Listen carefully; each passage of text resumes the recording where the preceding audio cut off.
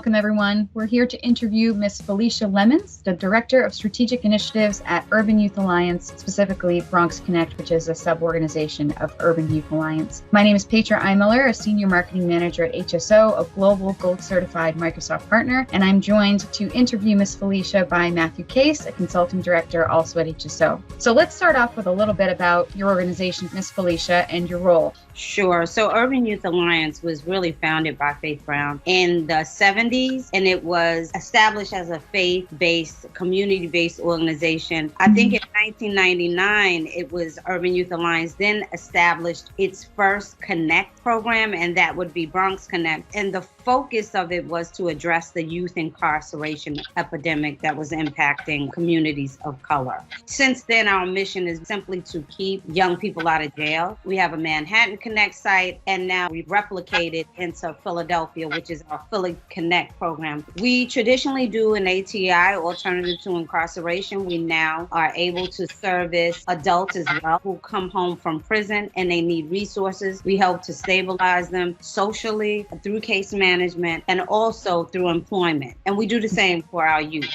As far as Philadelphia is concerned, we do diversion work with the Philadelphia District Attorney's Office, and they will, instead of charging a youth, if the victim agrees, they will divert the youth to our program instead. The other thing is that 25% of our workforce are formerly incarcerated or have been impacted by the criminal justice system, whether it be by way of family, by way of friend, or just because they live in a community that's over-policed and is considered to be a high crime area. We're excited about the work that we do. That is our mission, but it's driven by our values, which is love, action, and redemption. You know, the principle is that anybody can fail, but there's an opportunity for growth. And the love aspect simply says that we treat our participants as we would our own loved ones. As far as my role, one of my active titles is Director of Strategic Initiatives, and that allows me to be a thought partner with Executive Director in any large structured project that comes out of her office. I'm engaged in, and this is how we started with this database project. With regards to that database project, what was the compelling reason for you to decide to take on a technology transformation? I've been here, I think, since 2017. And so, you know, I spent 10 years as a chief information officer.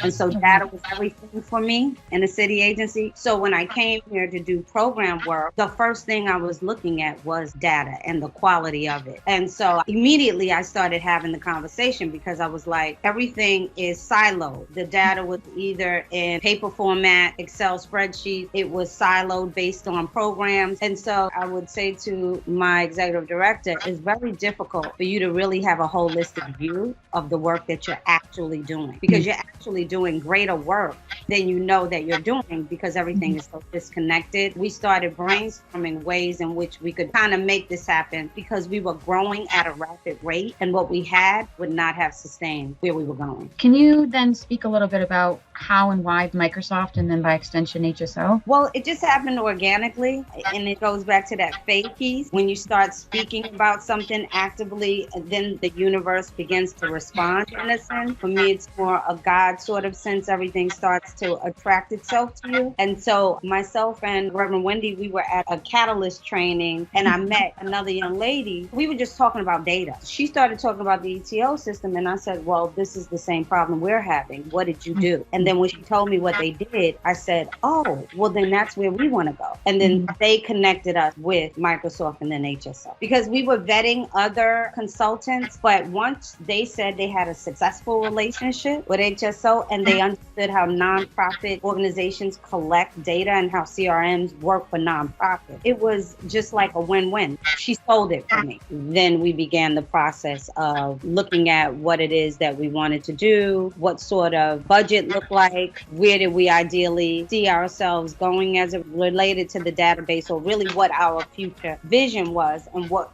we could build based on the vision of the organization in the communities that we're in. We then started to include the building of the database in our budget, funded heavily by city contract as we were looking for kind of completing our RFPs for our funding for each year. We decided to look at it from the perspective of let's add this in and see if they too would then invest in this as a value add to us doing program work with their constituents.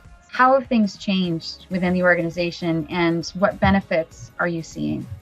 When you talk about change and benefits, I have to speak of the user's experience. And I think a month ago, I sent out an email just, hey, want to get some feedback on how you're feeling about the database, being that we're going into phase 3. But I could not believe responses that I got from users from all ranges, even those who their attitude was, I don't even know how to use the tool that we're using. And so that actually is where I see the benefits, because it has increased the productivity of the case managers. Many of them have expressed that they can find data located in one central area if they need to find addresses, if they need to see where a youth is in any part of the organization, because we have so many multiple programs going on. You have a full view of who this youth or their families are. And so even with our group sessions, which take place, they're recurring and they have to take a lot of attendance. They have expressed that it's so much easier to take attendance. We also have our folks that are in the field that are using the app in the field or their handheld devices. And so we're so excited that phase 3 will really focus on the bells and whistles as it's associated with the app, because that's actually where they started to really use the database. It was really on the handheld devices. Even in track activity across the organization, things like we give out gift cards, and a youth would go to one program upstairs and get a gift card and then come downstairs and get another gift card. Now in the database, you can kind of track how much money we're spending on one youth, and then that contributes to your budget and your ask when you're dealing with foundations and funders. One of the things I did like about the process with HSO in the planning phase, they really wanted to see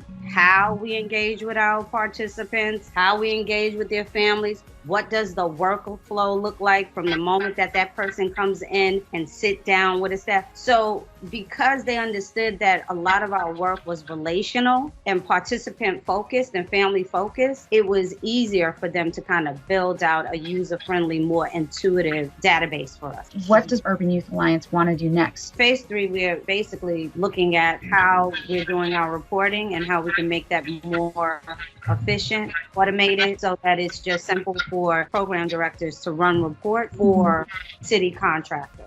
What I love about where we started in terms of the direction that we're going in, we were able to talk to different city agencies that fund us, create a system that is integrated so we don't have to duplicate efforts, but also looking at better ways in which we can create dashboards, and also moving in a direction where we can attract more revenue. That's the area that we want to diversify our program, and we have to do that by attracting private donations. City funders are a little bit more restricted. They determine what the KPIs look like and what performance look like. More often than not, private foundations, they're a little bit more flexible in how you use that money.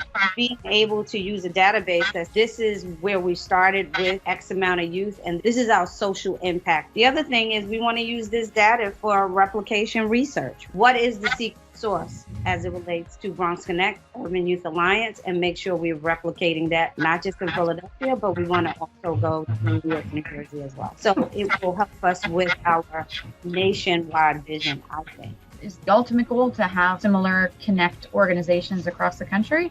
Yeah, it is. Wow. Can I take a first swipe at this one, Felicia? Because this is my vision from the beginning.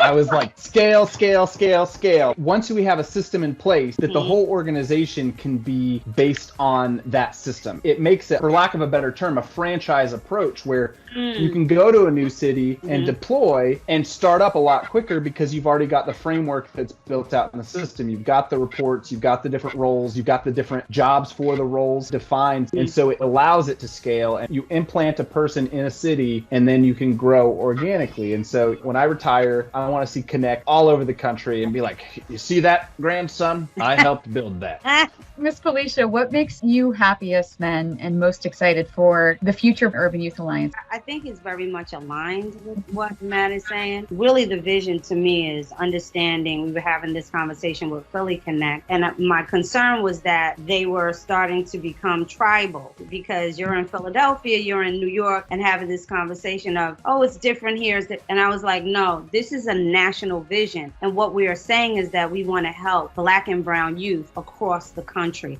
We do not want to rely on a failed criminal justice system. that has actually never worked. And so here we have an opportunity to create solutions. And from that conversation, it connected Philadelphia staff to the overall vision. And so I think that would make me happy. My executive director, I stepped into a vision she already had, constantly put batteries in her back about it, because I actually think it's doable. The work that we do here with youth and families, I have to stress families. When we got to Philadelphia, they said we were the only nonprofit that was really intentional about working with families. Youth is impacted by a family. And so that has been successful. We work to place mothers in college recently we've done, get housing for them, supportive services. So this is really larger than just keeping youth out of jail. Definitely a self-sufficient model for families and changing communities from within. So that would make me very happy. And I do have a national vision.